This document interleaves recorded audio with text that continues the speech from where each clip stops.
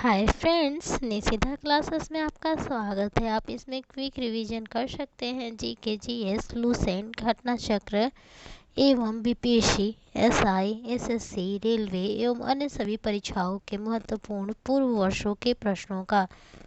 तो आइए वीडियो को शुरू करते हैं। 38 सीट में जो मैंने क्वेश्चन दिया था, आज पहले उसको डिस्कस करते हैं। हड़प्पा के लोगों की सामाजिक पद्धति या स्थिति कैसी थी? तो कैसी थी? उच्च क्षमतावादी। नेक्स्ट है, हड़प्पा सभ्यता के लोग किस देवता की उपासना करते थे? तो किसकी करते थे? मातृदेवी एवं पशुपति की। नेक्स्ट है, सिंधु घाटी के घर किससे बनाए जाते थे? तो ईंट से बनाए जाते थे। हड़प्पा के लोगों का जीवन कैसा था? तो कैसा था? शहरी था। सर्वप्रथम कपास उगाने का श्रेय किसको दिया जाता है? तो हड़प्पा वासियों को दिया जाता है। तो आज के क्वेश्चन शुरू करते हैं। निम्न में से बौद्ध साहित्य की पहचान कीजिए। पहला त्रिपिटक, दूसरा उपनिषद, तीसरा आर्ण्यक, तीसरा अंग और चौथा है आरण्यक। तो इसका आंसर क्या होगा? त्रिपिटक। 3 पिटक हैं बौद्ध धर्म में: सुत पिटक, विनय पिटक एवं अधिधम्म पिटक। और जो उपनिषद है और जो आरण्यक है, ये जो है वो वैदिक या ब्राह्मण धर्म से है, तथा जो अंग है ये किससे है? जैन धर्म से है। बौद्ध धर्म ने समाज के 2 वर्गों को अपने साथ जोड़कर एक महत्वपूर्ण प्रभाव छोड़ा। ये वर्ग थे, पहला है वणिक एवं पुरोहित, दूसरा साहूकार एवं दास, तीसरा है योद्धा एवं व्यापारी, चौथा है स्त्रियां एवं शूद्र। तो बौद्ध धर्म ने स्त्रियों और शूद्रों के लिए अपने द्वार खोलकर समाज पर गहरा प्रभाव जमाया है। ब्राह्मण धर्म ने स्त्रियों और शूद्रों को एक ही दर्जे में रखा और उनके लिए न यज्ञोपवीत संस्कार का विधान किया और न ही वेदाध्ययन का। बौद्ध धर्म ग्रहण करने पर उन्हें इस अधिकारहीनता से मुक्ति मिल गई। तो इसका आंसर क्या होगा? स्त्रियां एवं शूद्र। नेक्स्ट है, बुद्ध ने अपना प्रथम प्रवचन कहाँ दिया था? पहला गया, दूसरा सारनाथ, तीसरा पाटलिपुत्र और चौथा है वैशाली। तो इसका आंसर क्या होगा? सारनाथ। सारनाथ को और क्या बोलते हैं? ऋषिपट्टनम भी बोलते हैं, ऋषिपट्टनम। और इस घटना को क्या बोलते हैं? तो धर्म चक्र परिवर्तन। और बुद्ध ने अपने उपदेश किस भाषा में दिए थे? तो पाली भाषा में दिए थे। बौद्ध धर्म निम्न में से किन मतों पर विश्वास करता है? पहला है दुखी दुनिया दुखों से भरी है, दूसरा लोगों को दुख उनकी इच्छाओं के कारण होते हैं, तीसरा यदि इच्छाओं पर काबू पा लिया जाए तो निर्वाण मिल जाएगा, चौथा ईश्वर और आत्मा के अस्तित्व को स्वीकार करना चाहिए। तो जो बौद्ध धर्म था वो अनिश्वर और अनात्मवादी था। उसके अनुसार, बौद्ध धर्म के अनुसार जो है दुनिया जो है दुखों से भरी है। ये आंसर हो जाएगा इसका। और क्या कहता है कि लोग जो है दुख का जो उनका कारण क्या है? उनका इच्छा है, ये भी हो जाएगा। और इच्छा पर काबू पा लिया जाए तो निर्वाण मिल जाएगा, ये तीनों होगा। तो इसका आंसर क्या हो जाएगा? ए, बी और सी। नेक्स्ट है, भारत की तट रेखा है। पहला 5500 किलोमीटर, दूसरा 6500 किलोमीटर, तीसरा 7500 किलोमीटर और चौथा है 8400 किलोमीटर। तो जो भारत की कुल तट रेखा है वो है 7516 किलोमीटर। तो इसका आंसर क्या हो जाएगा? 7500 किलोमीटर। लक्षद्वीप द्वीप समूह कहाँ स्थित है? पहला इनमें से कोई नहीं, दूसरा बंगाल की खाड़ी, तीसरा अरब सागर, चौथा है हिंद महासागर। तो कहाँ स्थित है? तो जो लक्षद्वीप है वो भारत के दक्षिण पश्चिम में स्थित है। तो दक्षिण पश्चिम में कौन है? हिंद, अरब सागर। इसकी राजधानी कहाँ है? कवरत्ती। और ये सबसे छोटा संघ शासित प्रदेश है, केंद्र शासित प्रदेश है। तो इसका आंसर अरब सागर हो जाएगा। नेक्स्ट है, अंडमान द्वीप समूह और निकोबार द्वीप समूह निम्नलिखित में से किसके द्वारा एक दूसरे से अलग किए गए हैं? पहला 10 डिग्री चैनल, दूसरा ग्रेट चैनल, तीसरा बंगाल की खाड़ी और चौथा है अंडमान सागर। तो इसका आंसर क्या होगा? 10 डिग्री चैनल। जो अंडमान द्वीप समूह और निकोबार द्वीप समूह है 10 डिग्री चैनल द्वारा अलग किए गए हैं, जो लिटिल अंडमान एवं निकोबार द्वीप के मध्य स्थित है। अंडमान निकोबार द्वीप में गद्दीदार चोटी, जिसको सैंडल पीक बोलते हैं, कहाँ स्थित है? ग्रेट निकोबार, लिटिल अंडमान, मध्य अंडमान और उत्तरी अंडमान। तो जो ये सैंडल पीक है वो क्या है? सर्वोच्च चोटी है किसका? अंडमान और निकोबार द्वीप समूह का। और ये कहाँ स्थित है? तो उत्तरी अंडमान में स्थित है। नेक्स्ट है, निम्नलिखित में से अधिक जलन किससे पैदा होती है? पहला उबलता हुआ पानी, दूसरा गर्म पानी, तीसरा भाप और चौथा है पिघलती हुई बर्फ। तो इसका आंसर क्या होगा? तो भाप से जो है अधिक जलन पैदा होती है, क्योंकि भाप में जो है वाष्पन की गुप्त ऊष्मा होती है। गुप्त ऊष्मा क्या होता है? तो गुप्त ऊष्मा ऊष्मा की वो मात्रा है जो किसी पदार्थ के 1 ग्राम द्रव्यमान के ताप को बदले बिना उसकी अवस्था में परिवर्तन कर दे। तो इसका आंसर क्या हो जाएगा? भाप। नेक्स्ट है, वायु की क्षैतिज गति से होने वाले ऊष्मा के अंतरण को क्या कहते हैं? पहला है ऑप्शन अभिवहन, दूसरा है संवहन, तीसरा है चालन और चौथा है विकिरण। तो वायु की क्षैतिज गति के कारण होने वाले ऊष्मा के अंतरण को अभिवहन बोलते हैं। नेक्स्ट है, उबलते हुए जल द्वारा जलने की तुलना में भाप से अधिक जलना अधिक कष्टदायी होता है। पहला, भाप का ताप बहुत अधिक होता है, दूसरा, भाप एक प्रकार से गैस है तथा यह कार्य को शीघ्रतापूर्वक निम्न करता है, तीसरा, भाप में गुप्त ताप होता है और शरीर के कार्य में उपस्थित छिद्रों द्वारा भाप आसानी से प्रवेश कर जाती है।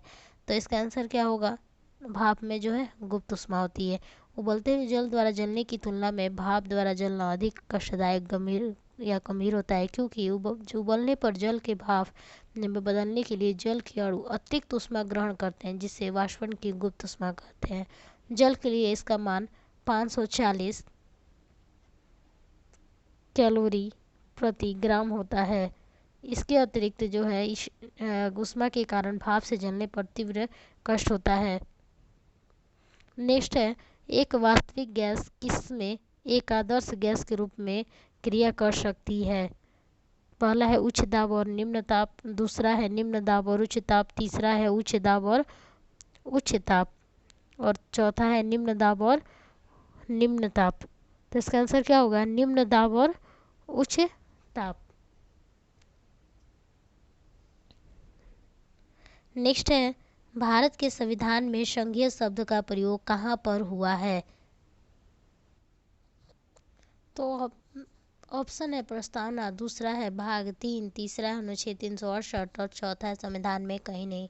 तो भारतीय संविधान में संघीय शब्द के स्थान पर अनुच्छेद 1 के अंतर्गत जो है राज्यों का संघ शब्द का प्रयोग किया गया है, इसलिए इसका आंसर क्या हो जाएगा? इनमें से संविधान में कहीं नहीं इसका वर्णन है। नेक्स्ट है, भारत के संविधान में भारत को किस रूप में वर्णित किया गया है? पहला परिसंकल्प, दूसरा एकात्मक, तीसरा राज्यों का संघ और चौथा है परिसंघ। तो भाग 1 में क्या कहा गया है? भाग 1 के अनुच्छेद 1 के 1 में कहा गया है कि भारत अर्थात इंडिया जो है राज्यों का संघ होगा। नेक्स्ट है, संविधान में समिश्र जिसको संयोजित भारत का वर्णन निम्नलिखित में से किस प्रकार किया गया है? तो पहला है ऑप्शन 1 राज्य संघ, दूसरा अर्ध संघीय, तीसरा है राज्यों तथा संघ राज्य क्षेत्रों का एक परिसंघ और चौथा है अंशतः एकात्मक तथा अंशतः संघीय। तो इसका आंसर क्या हो जाएगा? राज्यों तथा संघ राज्य क्षेत्रों का एक परिसंघ। संविधान के अनुच्छेद 1 के अनुसार भारत अर्थात इंडिया राज्यों का संघ होगा। संविधान सभा की प्रारूप समिति के अध्यक्ष जो थे भीमराव अम्बेडकर, उनके अनुसार जो है यद्यपि संविधान की संरचना परिसंघात्मक है, किंतु यह परिसंघ इकाइयों के बीच किसी समझौते का परिणाम नहीं है तथा किसी भी संगठक इकाई को उससे अलग होने का अधिकार नहीं है। नेक्स्ट है, भारतीय संविधान के अनुच्छेद 1 में यह घोषणा क्या है कि इंडिया अर्थात भारत क्या है? तो राज्यों का संघ, दूसरा ऑप्शन है एकात्मक विशेषताओं वाला संघीय राज्य, तीसरा संघीय विशेषताओं वाला संघीय राज और चौथा है संघीय राज। तो इसका आंसर क्या होगा? राज्यों का संघ।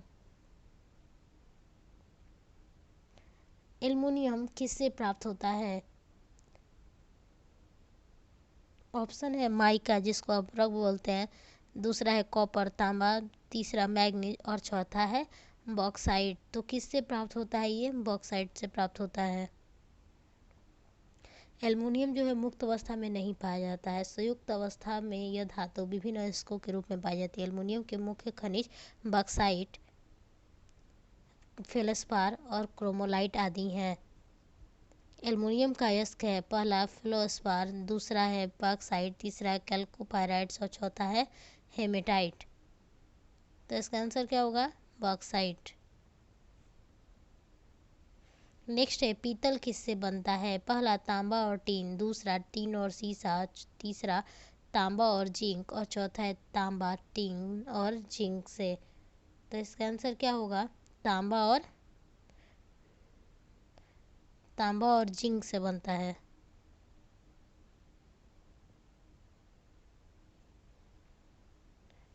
जो पीतल है वो तांबा और जिंक का मिश्रित रूप है।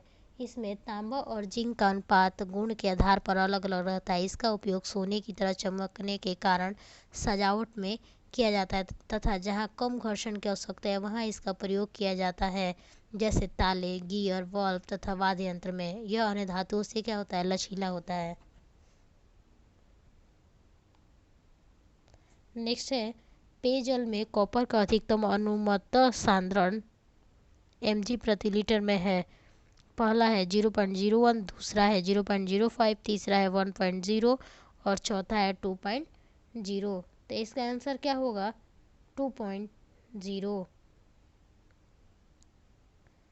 विश्व स्वास्थ्य संगठन के प्रकाशन guidelines for drinking water quality के चौथे संस्करण के अनुसार जो पेयजल में कॉपर का अधिकतम अनुमत सांद्रण है वो 2.0 mg प्रति लीटर होता है। दूध में दूसरा सबसे बड़ा तत्व क्या होता है? ऑप्शन है वसा, दूसरा खनिज, तीसरा जल और चौथा है शर्करा। तो क्या होता है इसमें? शर्करा।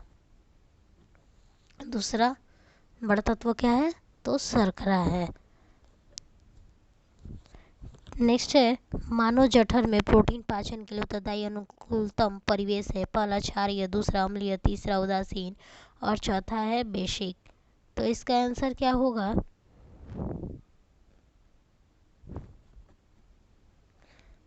मानव जठर में प्रोटीन पाचन अम्लीय माध्यम से होता है, तो इसका आंसर क्या हो जाएगा? अम्लीय।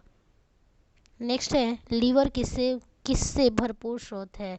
पहला शर्करा, दूसरा वसा घुलनशील विटामिन, तीसरा खनिज और चौथा है प्रोटीन। तो जो लीवर है वसा घुलनशील विटामिन से भरपूर स्रोत है, क्योंकि जो लीवर में वसा घुलनशील विटामिन का संग्रह होता है। तो आंसर हो जाएगा वसा घुलनशील विटामिन।